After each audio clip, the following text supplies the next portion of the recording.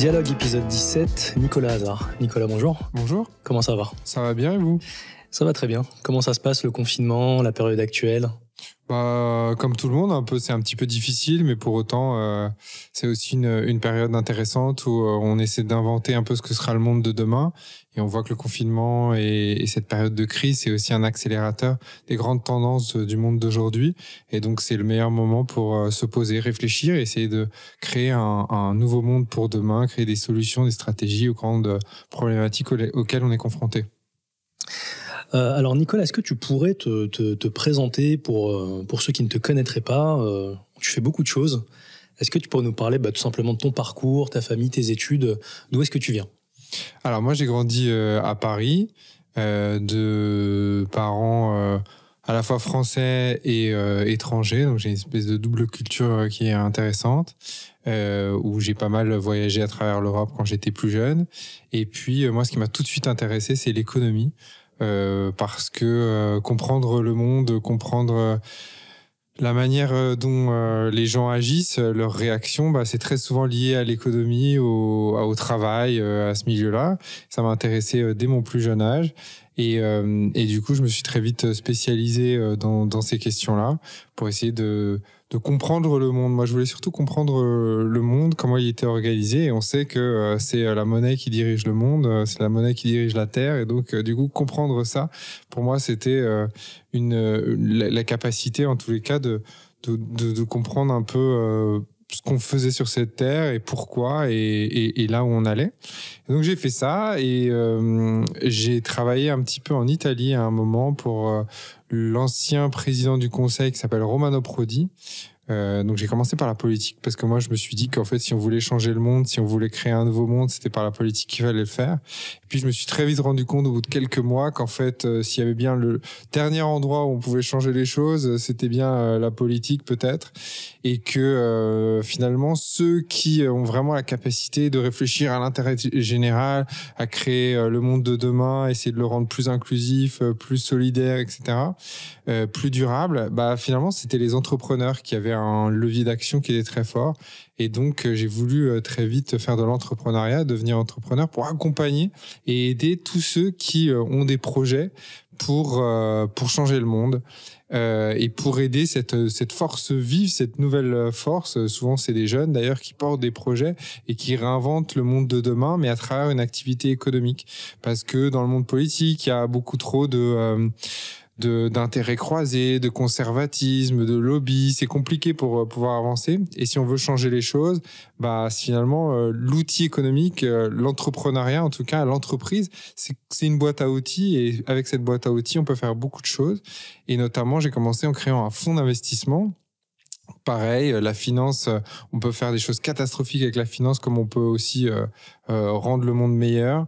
Et donc, du coup, en créant un fonds qui était le premier fonds en France pour investir dans des entreprises à impact, des entreprises sociales françaises, donc des entreprises qui, à la fois, ont un modèle économique, créent des emplois, gagnent de l'argent, etc., mais en même temps, qui ont une très fort impact sur l'environnement ou sur la société, qui vraiment, à travers leur activité, essaient de changer les choses. Donc, c'est des boîtes, par exemple, autour de l'énergie renouvelable. C'est des boîtes qui emploient des personnes qui sont très éloignées de l'emploi, des migrants, etc. Donc, c'est des boîtes vraiment qui réussissent à changer la société, mais en étant une entreprise.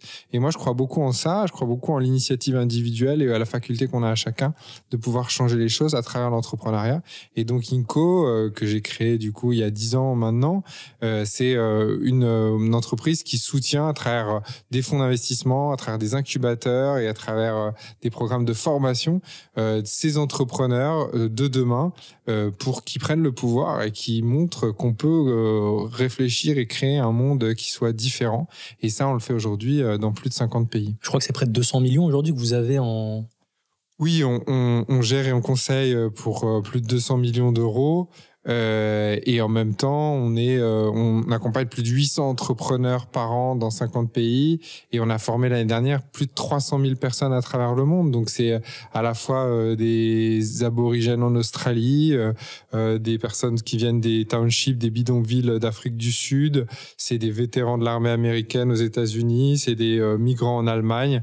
Donc c'est vraiment l'idée de créer un groupe qui accompagne, qui permet de créer cette économie de demain. Et nous, on croit que l'économie de demain, elle ne pourra être que inclusive et que durable. Et c'est ce qu'on essaie de faire, c'est appuyer cette nouvelle génération. Je crois que vous êtes présent aussi dans la Silicon Valley depuis quelques temps. Comment ça s'est fait? Alors c'est... Parce que s'il y a un endroit dont on pense qu'il n'y a pas de place pour l'ESS, c'est peut-être la Silicon Valley. Exactement. C'est exactement pour ça que j'y suis allé. Au début, quand j'ai commencé, ça marchait très bien en France. Après, on a commencé à se développer en Corée, qui était le deuxième pays. On est allé monter des actions et monter des programmes.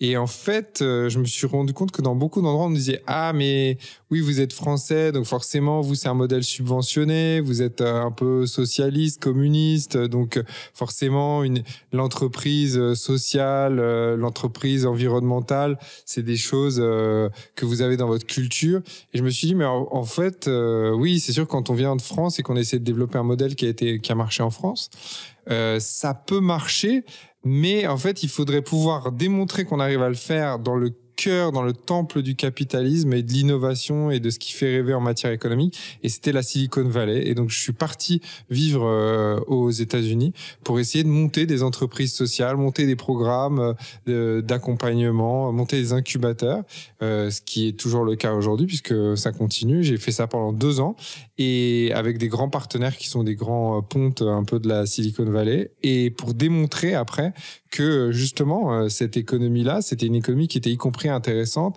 et attractive, y compris pour les grands de la tech, les grands de ces industries du futur. Et à partir de là, c'est vrai que ça a été beaucoup plus simple après d'aller partout dans le monde parce qu'une fois qu'on a réussi dans la Silicon Valley, qu'on a développé des choses, qu'on a fait des choses, les portes s'ouvrent beaucoup plus facilement. Quel intérêt Google, Yahoo, Facebook, elles peuvent avoir, ces boîtes-là, d'entrer dans ce jeu-là? Elles ont 2 intérêts. Le premier qui est très très fort, qui est peut-être même le plus important, c'est d'abord pour leurs salariés. Parce qu'il faut savoir qu'aujourd'hui, les talents, donc les gens très très intelligents, les nerds un peu de la tech, qui sont capables de monter et travailler pour ces boîtes-là et de monter des trucs hyper sophistiqués dont je serais moi-même parfaitement incapable, c'est des personnes qui sont plutôt jeunes et qui ont envie d'avoir un sens dans leur action et dans ce qu'ils font. Et donc d'arriver pour choisir sa boîte entre Facebook, Google, Apple, Amazon, en fait, on va aller demander, et c'est une des 3 premières questions qui est demandée dans les recrutements dans la Silicon Valley, c'est en quoi je serais fier de travailler pour cette entreprise et en quoi mon travail dans cette entreprise me permettrait d'avoir un impact sur la société, un impact positif. Et donc, les GAFAM sont très, très enclines à trouver des solutions et à pouvoir expliquer ça pour pouvoir attirer de manière très pragmatique des talents pour montrer, regardez, si vous travaillez chez nous, nous, on est dans cet écosystème-là, on fait des choses, etc. Ça, c'est le premier aspect. Et puis, le deuxième aspect, c'est pour leurs clients. Parce qu'aujourd'hui, les clients, comme nous tous, on est tous intéressés par savoir que les entreprises et les produits qu'on va consommer ne polluent pas forcément, ont un impact positif. Et il y a une prise de conscience qui est encore insuffisante, mais qui est quand même grandissante sur ces questions-là. Et on sait que pour ces boîtes-là, il faut qu'elles puissent démontrer et faire le langage de la preuve que c'est possible de faire autrement. Et donc, elles sont doublement intéressées pour rentrer là-dessus. Elles pourraient faire encore plus, c'est sûr. Mais en tous les cas, on sent qu'il y a un mouvement qui existe. T'es au centre d'un écosystème qui est hyper varié. Tu le disais, tu traites autant avec, en fin de chaîne, des gens dans les townships et à la Silicon Valley avec des pontes. Quand on regarde ton parcours, on se dit pourquoi tu t'es pas orienté simplement vers le business un peu plus classique? Parce que moi, ce qui m'a toujours intéressé, c'est vraiment d'essayer d'avoir, moi aussi, d'avoir du sens et d'avoir un impact et d'être utile. En fait, c'est bien d'être dans une entreprise, mais quand c'est vide de sens et qu'on le fait juste pour enrichir des actionnaires ou pour s'enrichir soi-même, juste pour aller s'acheter plus de trucs derrière, bah moi je trouve ça un peu vide à titre personnel. Après moi je respecte ceux qui le font et qui voilà qui trouvent un intérêt, mais en tous les cas moi ça me satisfait pas. Et donc moi j'ai toujours voulu avoir du sens. Et je pensais qu'on pouvait le faire avec la politique, que c'était la politique. Et donc moi j'ai étudié aussi les sciences politiques là-dessus, qu'on pouvait faire les choses. Mais en fait, l'entreprise, et c'est ça qui est très intéressant, c'est un terrain qui est encore assez vierge, où pour autant, je pense qu'on a plus de leviers d'action, encore une fois, pour changer les choses et pour avoir un impact. Et donc moi, j'ai pas du tout l'impression de travailler tous les jours depuis 10 ans, bien au contraire. J'ai juste l'impression d'essayer d'être utile quotidiennement, de faire avancer les choses, et je prends énormément plaisir dans ce que je fais. Là où peut-être travailler dans une entreprise, juste un business traditionnel, j'aurais sans doute gagné beaucoup plus d'argent, mais je pense que j'aurais été beaucoup plus triste. Il y a quelques années, tu avais écrit un appel à la guérilla mondiale et la back cover du livre, c'était « La transition écologique tue ». Est-ce que tu peux me donner les prémices un petit peu de ce que tu avais voulu faire avec ce livre où tu appelles vraiment à un changement radical et du système et de l'économie mondiale? Alors l'idée, c'est vraiment de dire qu'aujourd'hui, tout le monde parle de transition écologique, transition énergétique. En fait, c'est un peu un vœu pieux où en fait, on dit ah bah tiens, d'ici 2050, tous les États le font. D'ici 2050, on va baisser nos émissions de gaz à effet de serre de tant de %. D'ici 2100, on va faire ci, ça. Et en fait, tous les 5-10 ans, on revoit les chiffres un peu à la baisse d'ailleurs, ou carrément à la hausse, où on dit bah ça va pas être 2100, ça va être 2200. Et donc en fait on repousse sans arrêt, et en fait on repasse un peu la patate chaude de gouvernant en gouvernant et de personne à personne. Et donc, on a l'impression que c'est toujours cette course qui, en fait, est inutile. Et c'est pour ça que quand on parle de transition et dire on va faire une transition écologique, on n'a pas besoin de transition. Aujourd'hui, l'urgence climatique, elle est déjà présente. C'est de radicalité, c'est de changement qu'on a besoin, pas de transition. Le côté transition, c'est toujours remettre à plus tard. En fait, il y a une espèce de procrastination environnementale qui est assez folle et qui fait qu'à un moment, on pourrait potentiellement se retrouver à un point de non-retour. Et donc, l'idée, c'est de dire, il faut de la radicalité, il faut du changement. Certes, ça passera pas par le politique parce qu'on voit le politique, il a trop de lobby, trop d'intérêts croisés. C'est compliqué, la décision politique, elle est très, très compliquée. Et donc, du coup, comment est-ce qu'on peut faire? Moi, je crois que le changement, il viendra des individus et de l'initiative individuelle. Si chacun, à son échelle, à sa petite échelle, encore une fois, ça c'est important, plutôt que de se dire, d'attendre qu'il y ait un homme providentiel ou une femme providentielle qui soit élu à la tête du pays et qui changera tout, mais en fait, on sait très bien, c'est comme le guépard, hein, il faut que tout change pour que rien ne change à la fin. Plutôt que d'être dans cette attitude-là, se dire, mais passons à l'action, nous tous, à titre individuel. Et l'idée de guérilla, c'est bien évidemment pas de prendre les armes, mais c'est d'être dans la construction, de construire des choses, mais de manière disparate et de manière un peu pas forcément coordonnée. Et c'est la multiplication des initiatives individuelles qui, mises bout à bout, pour moi, feront basculer le système. Je vais être provocateur un petit peu. Pourquoi pas prendre les armes? Parce que je voyais quelques critiques, notamment à gauche, qui disaient que c'est peut-être une forme de révolution qui n'en est pas une, c'est-à-dire de réduire le changement à l'individu et non pas aux masses et aux classes. Parce que je pense qu'on a besoin de construire des choses aujourd'hui et qu'on a beaucoup plus de solutions qu'il y a de problèmes. Donc c'est plutôt positif. Donc c'est ces solutions qu'il faut mettre en œuvre. Et donc pour développer des solutions, pour moi, il faut construire, il faut pas détruire. Donc, moi, je suis très, très optimiste fondamentalement, même si les titres des différents ouvrages le montrent pas forcément. Mais je pense qu'il y a on a toutes les solutions pour changer les choses, et c'est ça qui est dramatique. Même, on parle aujourd'hui de faire baisser, de faire ralentir l'augmentation du réchauffement de la planète. Mais aujourd'hui, on pourrait faire baisser la température globale de la planète. Il y a les outils pour le faire. Ça demanderait un gros changement systémique, mais pour autant, on peut le faire. Donc, on a les outils, on a les compétences, on a les connaissances, et donc maintenant, mettons-les en place et faisons et construisons. Et pour ça, on n'a pas besoin juste de quelques personnes qui décident ou d'un changement de régime qui miraculeusement permettrait de faire bouger les lignes. Non, je pense que aujourd'hui, au XXIe siècle, c'est les individus. On est dans une société très individualiste, donc ça tombe bien finalement. Chaque individu a les moyens de changer les choses et de prendre sa part un peu à tout ça. Et la démultiplication de tout ça, on est 7 milliards, on va être 10 milliards d'ici 30 ans. Et 10 milliards de personnes qui s'y mettent pour changer les choses, ça peut vraiment créer des grands basculements et des vrais changements systémiques comme on aurait besoin.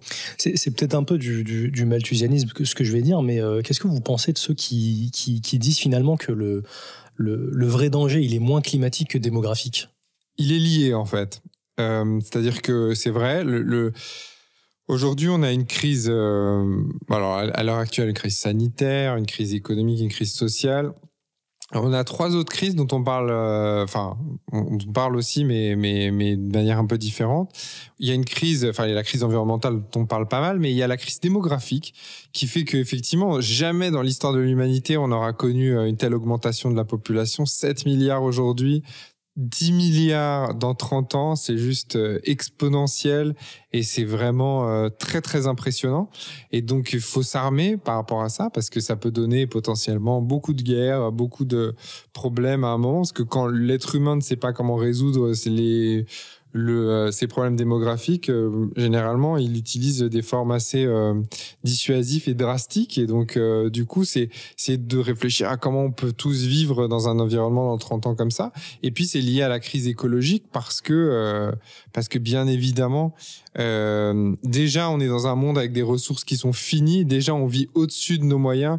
Si on devait tous vivre comme nous, Français, si la planète entière devait vivre comme nous, les Français, il faudrait 5 planètes en termes de ressources naturelles pour le faire. Donc je voyais hier que Kamala Harris avait dit que les guerres du passé étaient les guerres du pétrole et les guerres de demain seront celles autour de l'eau. Alors oui, il y a des enjeux. Alors la guerre du pétrole, à mon avis, n'est pas passée non plus parce qu'il y a une vraie guerre énergétique qui est très très importante. L'eau est un enjeu majeur, bien évidemment, au XXIe siècle. C'est sûr, mais c'est aussi lié au réchauffement climatique et à plein d'autres choses. Donc tout ça se tient, et à la démographie, parce qu'il y aura besoin de plus en plus de personnes aussi qui auront besoin de boire, de cultiver des terrains, etc. Et donc du coup, il faut réfléchir à tout ça. Et en tout cas, le modèle dans lequel on est aujourd'hui, le modèle qu'on a construit, c'est un modèle qui était un modèle d'après-guerre, mais c'est pas un modèle qui est duplicable à l'ensemble de l'humanité. Et donc, il faut le revoir en profondeur. Et c'est pas une petite transition démographique ou une petite transition écologique qui va changer les choses. C'est vraiment réfléchir complètement différemment. Et pour ça, pour autant, il y a des outils. Hein. Moi, on voit comment on peut faire. On voit comment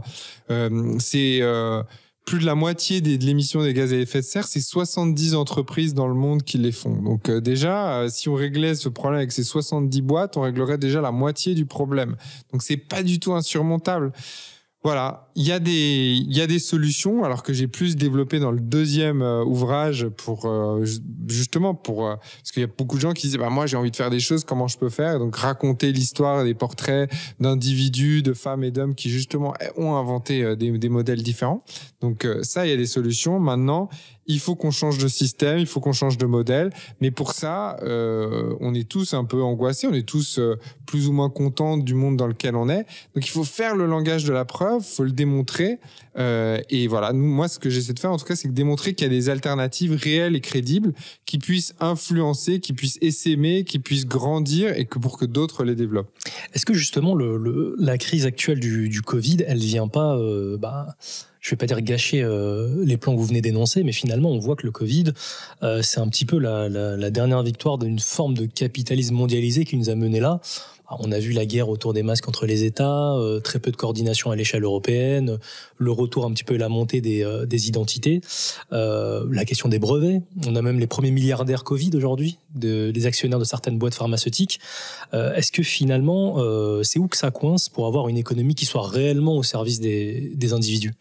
Moi, je pense qu'au contraire, le Covid, c'est vraiment une prise de conscience, hein. Une prise de conscience des failles du système. Ça est un accélérateur grandissant. On le savait déjà que le capitalisme financiarisé, il crée beaucoup d'inégalités, des inégalités au sein des territoires qu'on a rarement connues dans l'histoire de l'humanité. Et en même temps, il crée aussi un monde qui n'est pas du tout écologiquement et environnementalement soutenable. Et donc, il crée d'énormes tensions. Donc, il crée des tensions entre les pays, au sein des pays, voilà, qui sont très, très fortes. Donc ça, on le savait déjà, on avait l'intuition, et pour autant, enfin, dans les pays occidentalisés, on vivait plutôt plus ou moins bien, mais plutôt bien que dans d'autres. Et donc, il y avait plus d'intérêt pour que le système continue qu'autre chose. Le Covid, c'est un accélérateur. C'est de montrer toutes ces failles-là au grand jour, montrer qu'il y a un danger, parce que là, à la limite, on est dans un confinement, mais qui est un confinement plutôt souple. Mais il y a un an, je pense que beaucoup de gens ont eu très, très peur. À un moment, on s'est même demandé si les supermarchés seraient à approvisionner, si on aurait des masques, si on pourrait se soigner, si on n'allait pas tous mourir, etc.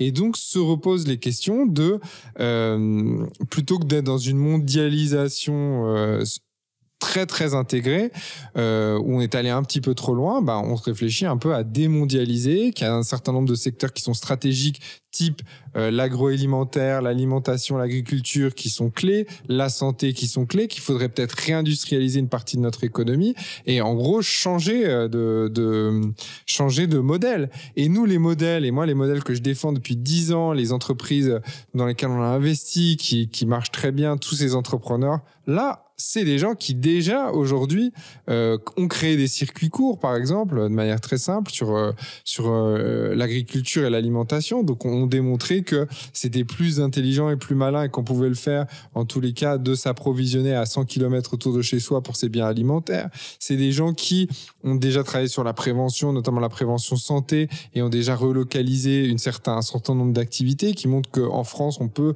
faire de la santé dans tous les domaines et il y a des choses très intéressantes à développer. Donc, en gros, non, moi, le Covid, c'est vraiment un accélérateur qui démontre que nos solutions, que les modèles qu'on développe et que développent les entrepreneurs sont plus que jamais nécessaires et sont plus que jamais et doivent plus que jamais être mis en place aujourd'hui.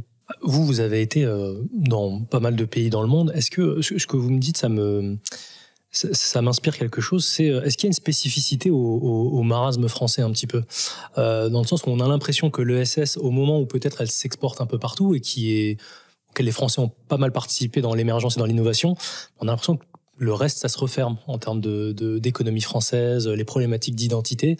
Est-ce qu'il y a une spécificité au marasme français? Est-ce qu'il n'est pas lié à ce que tu disais précédemment, c'est-à-dire que le système politique est tellement verrouillé que ça crée de telles scléroses?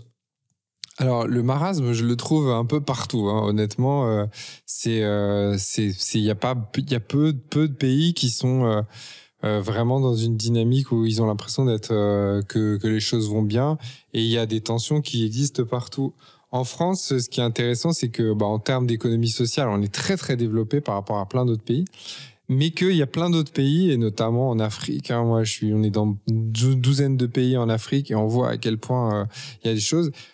Il y a déjà l'économie sociale et solidaire, ça existe, mais ça porte pas ce nom-là. Et en fait, il y a plein de dispositifs qui existent. Il y a quand on parle de relocalisation, etc., il y a plein de choses où justement, ils sont beaucoup plus en avance que nous, on peut l'être, voilà, sur des manières de produire et de consommer, etc. Et donc, là-dessus, je trouve que c'est du bon sens, en fait. L'économie sociale et solidaire, c'est une économie au service de l'humain. C'est juste de se redire à un moment que l'économie, elle est faite pour les hommes et non pas pour asservir les hommes, pour qu'ils gagnent, enfin, dans cette dynamique de toujours gagner plus, toujours gagner plus, toujours gagner plus. Et en fait, à la fin, on se perd là où l'économie, elle doit être au service des hommes, et des femmes et des hommes, bien sûr, avec un grand H, mais au service de tous. Et en fait, on oublie cette dimension-là. Et ça, aujourd'hui, c'est plus ou moins développé dans certains pays. Il y a des pays qui sont allés très loin dans ce capitalisme très financiarisé et d'autres qui sont moins. En tous les cas, en France, on a structurellement, je ne sais pas si ça vient de la Révolution ou quoi, mais on a culturellement quand même cette solidarité, même si elle se délite un peu de temps en temps et par morceaux, mais on a quand même cette notion de solidarité qui est très forte. Et en tous les cas, il y a beaucoup de Français qui sont conscients que on a un modèle à préserver et que voilà, qu'il y a autre chose à créer et il y a un autre monde à inventer. Est-ce que finalement, je sais pas si j'insiste, mais les freins sont-ils pas plus forts en France qu'ailleurs? Le système politique ne... Pour faire quoi? Changer radicalement. Appeler à ce changement radical duquel tu parlais. Je suis pas sûr. Je vois pas comment même des pays du Nord sont alors sur certains nombres de sujets, oui, sur l'aspect démocratique, sur l'aspect des énergies renouvelables, ils sont plus en avance. Mais bon, nous en France, enfin. Et je parlais un peu de pays latins parce qu'il y a quand même des structures communes un peu dans le sud de l'Europe.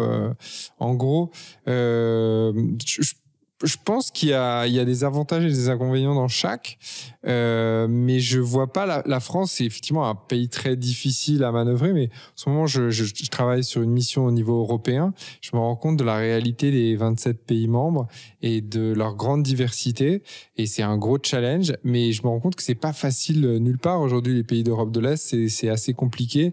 Il y a un vrai défi démocratique aussi, y compris les États-Unis. Moi, il y a une stat qui, moi, m'effraie beaucoup aux États-Unis, mais qui est sans doute assez vraie en Europe aussi, qui est de dire que pour les moins de 25 ans, pour plus de la moitié des moins de 25 ans, vivre dans une démocratie n'est pas essentiel.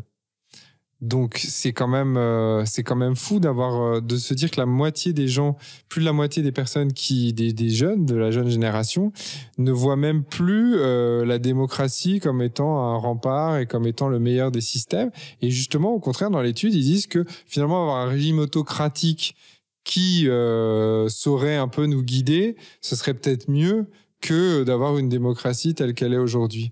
Et moi, ça m'interroge beaucoup parce que c'est très lié à l'économie finalement, c'est-à-dire que l'économie n'a pas tenu ses promesses. Et pourquoi elle n'a pas tenu ses promesses? Parce que on sait aujourd'hui quand on est jeune qu'on va vraiment galérer et qu'on n'aura pas les mêmes opportunités et que y a qu'une poignée de personnes qu'on pourra liker sur Instagram et qui ont plein d'argent et qui ont un jet privé. Mais grosso modo, la grande partie va quand même galérer et avoir du mal. Et donc oui. Là où nos parents, ils savaient qu'ils avaient une vie qui allait être meilleure que celle de leurs parents, les enfants qui arrivent, pour les parents en tout cas, et même pour les enfants, ils savent que si déjà c'est aussi bien et qu'on a la même qualité de vie, ça serait déjà une bonne chose. Et donc par rapport à ça, moi je pense qu'il faut vraiment bousculer les choses. Je crois que tu es aujourd'hui, tu parlais de cette mission au niveau de l'Europe, conseiller spécial en charge de l'ESS auprès de Ursula von der Leyen. Si j'étais taquin, je te dirais que la Commission européenne, c'est un peu l'antre de la bête, sur ce que tu disais précédemment. C'est justement ça qui, moi, m'a intéressé dans cette mission. C'est que moi, je pense que le politique, et l'échelon et l'Europe, et comme le national, je pense que le politique, il faut pas attendre qu'ils fassent. Ils vont pas faire, en fait. Mais en revanche, moi, je crois beaucoup que le politique, il définit le cadre. Il donne les règles du jeu. Et ça, c'est important parce que quand on veut développer un projet, quand on veut développer une entreprise, quand on veut développer quelque chose, on a besoin de savoir ce qu'on peut faire, ce qu'on peut pas faire, comment, quelles aides il y a, comment on peut faire et tout ça. Que ce soit simple, que ce soit efficace. Et donc, moi, ce qui m'intéresse, en tout cas dans cette mission, c'est d'essayer d'aider et d'accompagner pour que l'économie sociale et solidaire soit plus reconnue en Europe et pour que donner envie et simplifier les démarches pour que des jeunes Polonais, des jeunes Tchèques, des jeunes Irlandais, des Français puissent développer des choses, et les moyens de le faire. Donc c'est là où je vois pas justement. Je pense que quand on se dit c'est l'Union européenne qui fait ci, qui fait ça, ou c'est les gouvernements qui font ci, qui font ça. En fait, ils font pas grand chose en réalité. Ils sont pas dans l'action, mais c'est eux qui développent les règles du jeu et donc c'est de travailler là-dessus. Donc moi, ça m'a intéressé justement de voir de l'intérieur. J'ai vu notamment auprès de la Commission européenne beaucoup de gens qui viennent de tous les pays, qui honnêtement sur ces sujets d'économie sociale connaissent pas toujours beaucoup de choses, mais qui sont très intéressés et sont pas dogmatiques par rapport à ça. J'ai pas vu des personnes, et surtout c'est parce qu'il y a beaucoup de fonctionnaires européens, j'ai pas vu des personnes qui disaient dans leur grande tour d'ivoire, on va faire que les riches gagnent beaucoup d'argent, etc. Mais je pense qu'il y a une méconnaissance du secteur et que voilà, moi ça m'a intéressé d'aller un peu à tous les étages, aller taper aux portes pour dire regardez, il y a ces modèles là qui existent, et j'ai rencontré des gens qui sont assez intéressés par ça, et après c'est de se dire comment on pousse ça et comment on réfléchit pour donner la capacité. Mais encore une fois, je ne leur donne pas plus de pouvoir qu'ils n'en ont, et ils n'ont pas le pouvoir de changer les choses eux-mêmes. Ce sont les citoyens, ce sont les individus qui développeront des projets, qui développeront des entreprises, qui inventeront les modèles de demain, et c'est eux à qui il faut donner la boîte à outils pour réussir. Finalement, ce que tu nous dis, c'est que même si tu étais attaché à la démocratie, il n'y a pas grand-chose à attendre des politiques. Non, il n'y a pas grand-chose à attendre des politiques. On en attend beaucoup, beaucoup trop. Et là, je te rejoins, c'est qu'on en attend beaucoup trop en France. En France, il y a une espèce de sacralisation du politique avec cette élection présidentielle qui bouffe tout, en fait, qui fait que les parlementaires ont pas forcément la même place qu'ils ont dans d'autres pays, etc. Que le débat d'idées est focusé sur une personne, mais on le voit aujourd'hui avec ce qui se passe sur le Covid. Il y a une personne qui décide des mesures. Voilà, mais y compris de si on peut sortir, peut rentrer, si on sort à plus d'1 kilomètre, si on peut promener son chien, etc. Voilà, nous, en France, on attend, et les Français sont complices de ça. Ils sont complices parce que c'est l'élection dans laquelle ils vont voter. Ils vont pas voter sur les autres. On ne parle que de ça. Et on a un système qui est ultra centralisé par rapport à ça. On est un des seuls pays où il y avait une attestation papier pour sortir de chez soi. Ah oui, ça, j'ai pas vu ça ailleurs. Du coup, j'ai été un peu surpris quand j'ai vu le titre de ton dernier bouquin, Le bonheur est dans le village. Je me suis dit, tiens, il y a Nicolas Hazard qui nous fait une version moderne de Barès, La Terre et les morts, mais c'est pas du tout ça. Finalement, tu sors un petit peu de la théorie qui était très présente dans l'appel à la guérilla mondiale, et tu nous présentes 30 solutions qui viennent des territoires et de la campagne. Alors ça va de la Dordogne en passant par la Drôme et ailleurs. C'est quoi la genèse de ce livre ? C'est quoi qui t'a donné envie de faire ce truc où on t'attend pas vraiment ? La genèse, c'est le confinement, le premier confinement, où en fait tout le monde s'est barré des grandes villes. À un moment, c'était fou, hein. Moi, je suis resté à Paris, et c'était vide. Enfin, j'ai jamais vu mon quartier, j'ai jamais vu les rues aussi vides, etc. Et il y a eu vraiment une ruée vers les campagnes, et un exode urbain qui était assez incroyable.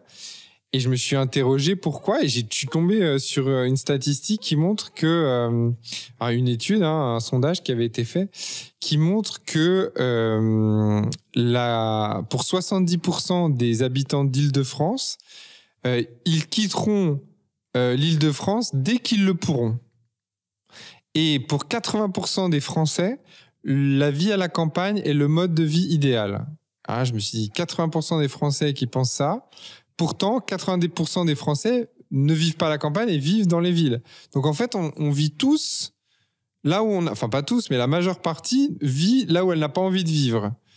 Et je me suis dit, c'est quand même fou. Et dans un moment de crise, encore une fois, ce que je disais tout à l'heure, c'est un accélérateur. Et donc on voit qu'il y a une accélération du mouvement, et donc du coup il y a cet exode massif, parce que quand on est en situation de crise, quand on est en danger, on va instinctivement un peu là où on a envie d'être, et en fait peu de gens ont envie de rester dans les villes où les surfaces sont petites, où l'air est pollué, où c'est cher, etc. Et donc pourquoi est-ce qu'on passe à côté de la grande majorité de notre territoire ? En plus, on a de la chance en France, parce qu'on a un très beau territoire, très divers, et surtout très très vaste, qui est le plus grand pays d'Europe en termes géographiques. Donc c'est quand même une folie. Et je me suis rendu compte que personne, ou très peu de gens, parlaient de ces sujets-là et vraiment avaient réfléchi à pourquoi. On se dit c'est normal pourquoi ? Parce que les boulots, ils sont dans les villes. Parce que les opportunités économiques. On revient toujours à l'économie. Comprendre les gens, c'est toujours très lié à l'économie.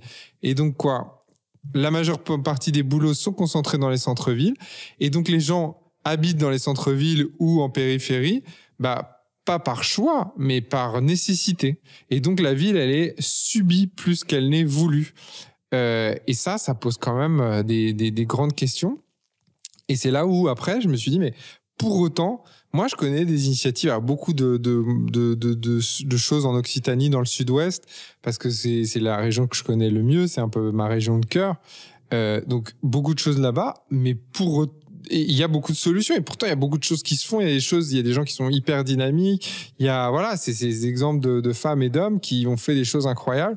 Et je me suis dit, en fait, si les gens qui ont envie, qui aimeraient, qui rêveraient d'aller vivre à la campagne, c'est 80%, s'ils tombent sur un chapitre du livre, peut-être que ça va les conforter dans leur idée et surtout leur montrer que c'est possible et qu'on peut inventer autre chose. Donc pour moi, il y a un nouvel aménagement du territoire qui doit se faire et qu'il y a peut-être 4-5 millions de Français qui aujourd'hui devraient partir des villes pour aller dans les campagnes. Quand j'ai commencé à lire les premières solutions, ça m'a fait penser à... J'avais été... la seule et unique fois que j'y suis allé, j'avais été à Nevers il y a quelques années, je suis passé par là. Là, on voit vraiment ce dont tu parles précédemment, les villes moyennes qui ont été un petit peu dévastées par la mondialisation dont tu parlais. Je crois vraiment de mémoire, je pense que 3/4 des commerces en centre-ville étaient fermés. Et tu parles notamment de certains maires qui inventent des nouvelles solutions pour remettre de l'activité au sein de leur ville dans ce livre. Exactement, c'est-à-dire que c'est comme les médecins, d'ailleurs, je vais faire une digression dessus avant de revenir sur les commerces. Il y a des départements, on dit toujours le désert médical, les médecins veulent pas aller à la campagne, etc. Il y a des départements qui réussissent à attirer des médecins, où il y a plus de médecins qui viennent s'installer que des territoires ruraux, je dis, que de médecins qui partent. C'est la même chose, il y a des villes qui ont réussi à redynamiser leur centre-ville, qui ont réussi à rouvrir des commerces, qui ont réussi à réattirer du monde. Alors c'est des initiatives aussi variées qu'un maire parlant dans le Cantal, par exemple, qui donne des terrains pour 1 euro à toutes les familles qui voudraient s'installer. Pourquoi ? Parce que son école est en train de fermer parce qu'il n'y a pas assez d'enfants. Et donc, du coup, il attire les couples avec enfants en leur donnant gratuitement des terrains. Et du coup, grâce à ça, effectivement, l'école a continué d'exister. Mais en plus, il y a des commerces qui se sont ouverts. Il y a un salon de coiffure qui s'est ouvert parce qu'il y a la femme du premier couple qui est venu s'installer, qui était coiffeuse à Aurillac, qui a monté du coup un salon à Parlant, il n'y en avait jamais eu. Il y a une boulangerie qui s'est réouverte, il y a des commerces qui ont réouvert, etc. Et donc du coup, il y a une redynamisation. Il y a une initiative qui s'appelle Comptoir de campagne, qui est le fait de reprendre dans les petits villages un bâtiment qui est soit l'école, soit l'ancienne poste, soit une ancienne banque, etc. Et de faire un commerce multiservice, que ce soit à la fois coiffeur, épicerie, banque, enfin tout. On propose à peu près tous les services, la poste, etc. Et donc, ils réinventent des commerces de demain et du coup, qui ont redynamisé des villages où les habitants, avant, ils devaient aller dans la zone commerciale la plus proche, prendre leur voiture. Et là, du coup, ça recrée de la convivialité. Ils rouvrent des bistrots aussi, parfois. Donc voilà, donc il y a des initiatives, il y a des solutions en tout cas pour le faire, pour recréer des dynamismes en local et donner des opportunités de créer des boulots. Et parce qu'on en revient toujours là, si les gens partent, c'est parce qu'il n'y a pas de boulot ailleurs. Et si les gens restent en ville, c'est parce qu'il n'y a pas de boulot ailleurs. Et du coup, c'est recréer. Comment on recrée une activité économique, des activités économiques un peu partout, dans tous les secteurs d'activité, aussi à la campagne, pour que certains puissent s'y installer. Est-ce que c'est vraiment une bonne nouvelle pour les campagnes, le fait qu'il y ait un afflux de citadins qui viennent investir? J'entendais lors de ton dernier passage à la radio, il y avait un intervenant qui disait que finalement, pour schématiser, les Parisiens, quand ils venaient, ils montaient un petit peu en auto-entrepreneurs, mais qui n'employaient pas des gens du cru, et finalement qu'ils amenaient une forme de boboisation dans les campagnes. Alors ça, c'est toujours la crainte, c'est la boboisation. Je pense qu'il y a une part de boboisation, bien évidemment. C'est-à-dire qu'il y a des gens qui vont venir avec leur code, leur mode de vie, etc. Mais moi, les exemples que j'ai vus beaucoup, c'est pas un livre sur les bobos qui viennent s'installer à la campagne. La majeure partie, c'est des gens qui sont sur le territoire, qui y sont nés ou qui viennent des territoires alentours et qui ont créé des choses et fait des choses. Mais moi, ce qui m'a intéressé, et c'est vrai, surtout dans la Drôme notamment, il y a un exemple qui s'appelle la Bio-Vallée qui est très intéressant là-dessus, c'est que toute initiative, beaucoup d'initiatives qui marchent, qui fonctionnent, C'est à un moment, il y a eu un mélange, une rencontre, il y a eu de la diversité qui s'est créée entre des gens locaux et des gens qui viennent de l'extérieur. Mais c'est vrai pour tout processus créatif, à un moment, c'est la rencontre entre deux mondes différents qui vont s'apprendre des choses. Par exemple, la BioVallée, qui a un super concept dans la Drôme, qui est un des endroits les plus avancés en termes d'agroécologie et de développement, qui a toute une industrie autour des produits cosmétiques bio, etc., qui est vraiment un super projet. Et qui aujourd'hui est source de plein d'emplois sur un bassin d'emploi qui est celui le long du fleuve, hein, de la Drôme. C'est d'abord des Hollandais et des Suisses qui sont venus dans les années 70, qui ont rencontré des locaux et qui se sont dit tiens, si on faisait ça, etc. Donc c'est l'ouverture aussi. Ce qui marche, c'est le mélange. Quand on prend des énergies différentes, des backgrounds différents, des histoires différentes, des cultures différentes, c'est là où on arrive à inventer des choses et à faire des choses. Donc, il y a, oui, le bobo qui va aller à la campagne et qui va créer une bulle et un cocon, ça n'a aucun sens et ça n'a peu de valeur et c'est pas créateur de valeur. Mais en revanche, le citadin qui peut venir et qui rencontre la personne qui est née là-bas et qui crée ensemble un projet, ça, pour autant, c'est très puissant et c'est la majeure partie des projets que je décris. Alors tu parles aussi des fractures françaises dont on parlait précédemment dans un des chapitres qui est mettre fin aux inégalités territoriales. Tu parles notamment de Virginie à Chandieu dans la Loire. Et tu écris logiquement, cette mise à l'écart des 3/4 du territoire passe par la suppression toujours plus criante des services publics de proximité. Et plus loin, on ne peut dès lors s'étonner que le vote pour Marine Le Pen augmente à mesure que l'on s'éloigne des centres-villes ou même d'une offre de transport. Ça, c'est ce qui m'a marqué dans un livre qui s'appelle L'Archipel français, qui est très intéressant. Jérôme Fourquet. Ouais, qui est vraiment super et qui c'est une stat qui montre que plus on s'éloigne d'une offre de transport, plus en fait il y a un vote qui est fait pour les extrêmes et notamment pour l'extrême droite. Donc oui, il y a une corrélation pour moi qui est très claire. À un moment, il y a des gens qui se sentent aussi complètement abandonnés et qui se sentent méprisés et du coup qui trouvent dans un vote contestataire des moyens de se faire entendre. Et ça, on le sent de plus en plus. On n'y a qu'à voir les sondages. Et oui, il y a une vraie fracture aujourd'hui. Et ce qui est intéressant en plus, c'est que généralement, c'est des gens qui ne sont pas, enfin pas tous, bien évidemment, mais ces personnes-là n'ont pas été confrontées à la diversité, n'ont pas été confrontées à tout ça et pour autant vont souscrire à des thèses.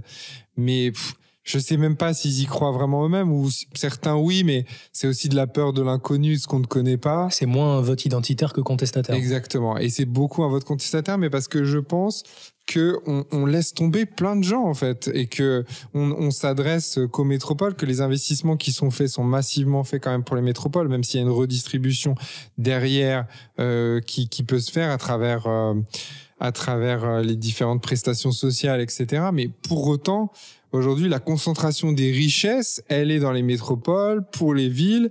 Et voilà, il y a toute une frange quand même, et une majoritaire, qui, elle, est exclue. Et il y a une captation de la richesse d'un petit nombre de personnes, c'est ce qu'on appelle les inégalités, qui fait que beaucoup se sentent à côté. Et c'est aussi ce livre, c'est aussi en réaction un peu aux Gilets jaunes. On a tous été, je pense... Enfin, pas tous, mais beaucoup étaient touchés un peu au début par le mouvement. Après, c'est un peu parti dans tous les sens. Mais au début, quand même, on a été très frappés sur une angoisse et un peu légitime d'une frange de la population qui se sent abandonnée, qu'on n'avait pas l'habitude d'entendre. Et c'est là aussi où je pense a germé ce livre au début, avant tout ça. Enfin, en tout cas, cette idée de se dire... Pourtant, il y a des choses à faire et pourtant, il y a des solutions. Donc oui, il y a plein de choses qui vont mal et vivre à la campagne, c'est pas du tout rose. Il y a des services publics qui sont pas là.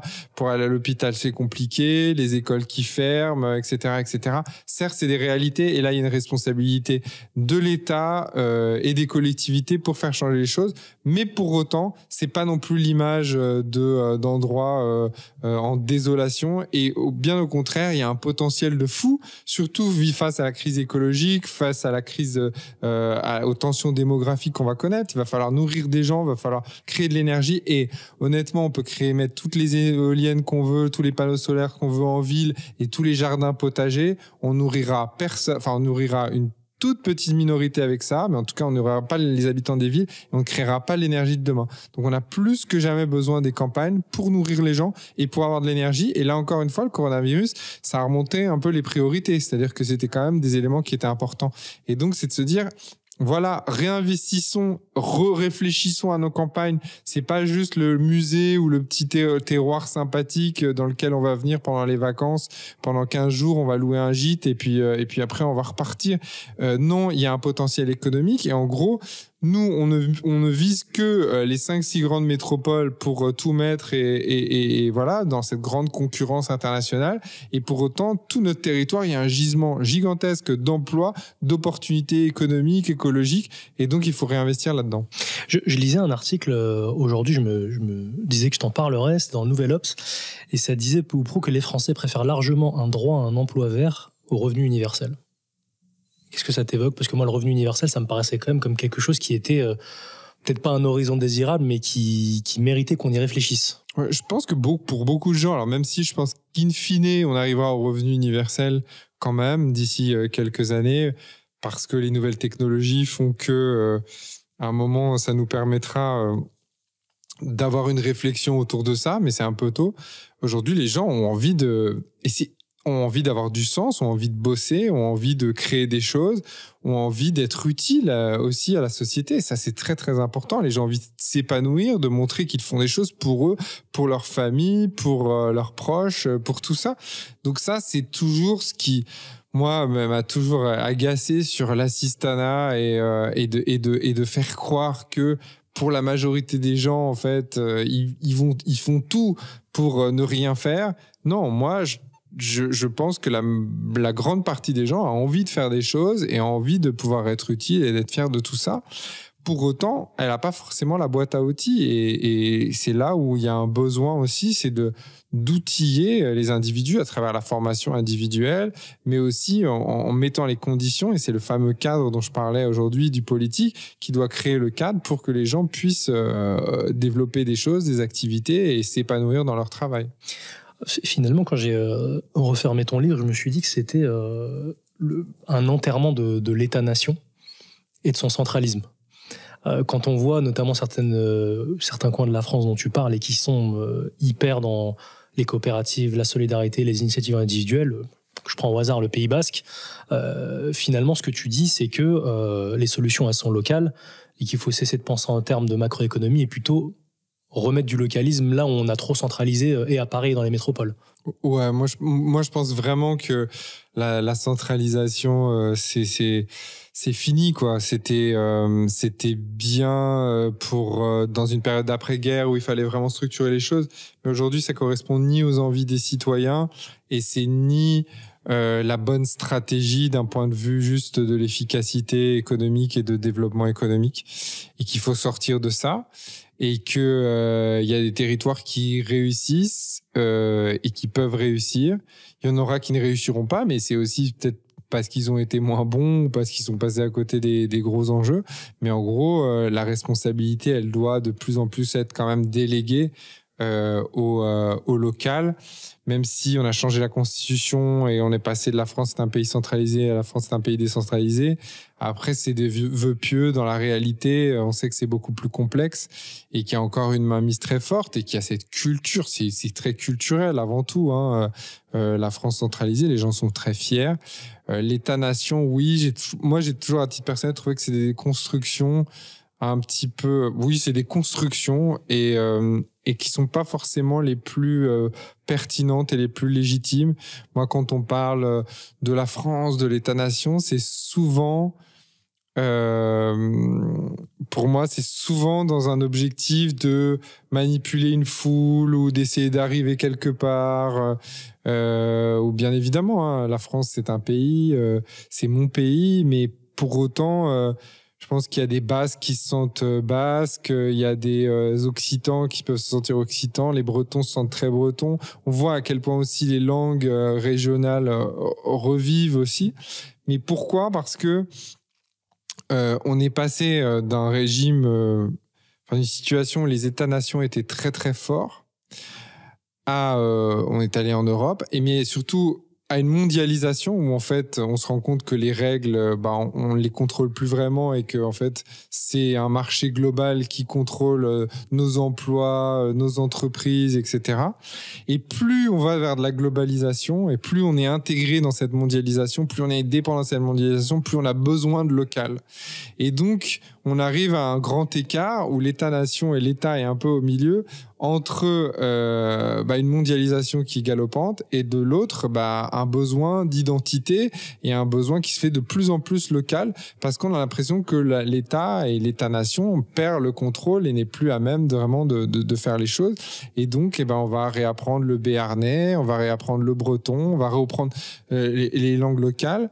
Et voilà, et c'est le monde qui est comme ça, on peut le déplorer, on peut être triste, on peut utiliser cet argument pour dire que tout va mal, etc. Mais pour autant, je pense qu'en local et localement, c'est plus facile d'innover. À la campagne, c'est plus facile d'innover aussi qu'en ville. Ça aussi, je voulais le dire parce que c'est important.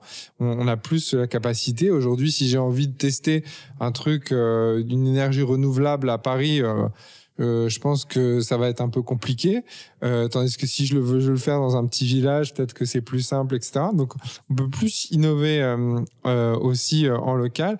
Et puis, les citoyens aujourd'hui ont besoin, et là, c'est là où je rejoins le défi démocratique qui est très, très grand, où on a l'impression que finalement voter, notamment au point de vue national, ça va pas forcément changer les choses, même s'il y a encore cette culture quand même en France, comme on le disait, mais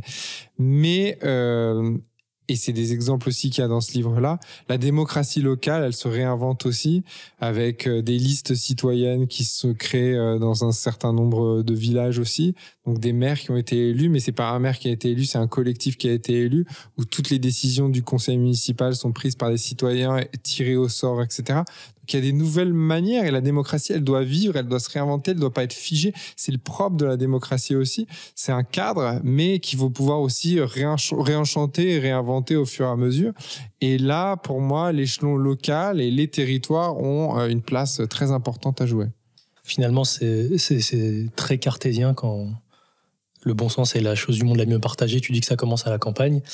Je te remercie, Nicolas. Tu sais qu'il y a une tradition dans cette émission, c'est que le dernier mot est à l'invité. C'est à toi. Merci. Déjà, merci beaucoup pour cette invitation. Ça passe très vite et c'est très agréable. Moi, ce que je voulais dire, c'est que, grosso modo, on est dans une période un peu difficile, une période vraiment compliquée, où on a l'impression qu'on peut pas faire grand-chose, qu'on est plombé. Et c'est vrai, on a une quintuple crise, c'est très compliqué comme jamais. Mais je pense encore une fois, et je suis très optimiste sur le fait qu'on a des solutions, qu'on peut faire des choses et que chacun à son échelle, on peut faire des choses et on peut créer des solutions pour le monde de demain. Et que d'être dans l'action aussi, c'est une manière aussi de se sortir un peu du marasme et du mal-être un peu ambiant dans lequel on peut être à titre individuel ou à titre collectif. Et donc moi, j'invite un maximum de personnes à tenter l'aventure si vous avez des idées, si vous avez des envies, si vous avez des choses à faire, de pas avoir de complexe parce que aujourd'hui, on a besoin de ça et le changement, il viendra vraiment des individus et de nous tous de changer les choses à notre échelle, pas forcément se dire on va faire un truc grandiose qui va être mondial, etc. Non, mais même à son échelle, à l'échelle de sa rue, de son quartier, de sa ville, de son village, on peut faire des choses et qu'il faut toujours oser et pas avoir peur de l'échec parce que l'échec finalement ça fait partie de l'apprentissage et qu'on apprend le mieux finalement par les échecs que par les réussites et que moi je me suis planté plein de fois aussi sur plein de projets, plein d'idées et que c'est pas du tout ça m'a pas du tout empêché de continuer à avancer. Au contraire, ça m'a donné plein d'idées et donc pour moi vraiment c'est une invitation à dans cette période difficile. Ok, il faut critiquer, il faut dire tout ce qui va pas, il faut montrer tout ce qui va pas, mais pour autant, il faut aussi prendre le temps de construire aussi et de faire des choses. Et il y a plein de choses qui peuvent être faites quel que soit son niveau, d'où on vient, etc. On peut faire des choses. C'est ce que j'ai essayé de développer dans le livre avec des portraits de personnes qui viennent de catégories socio-professionnelles très différentes, d'âges très différents. Donc voilà, on a les moyens, on a les clés pour le changement et maintenant il faut passer à l'action. Merci Nicolas. Merci.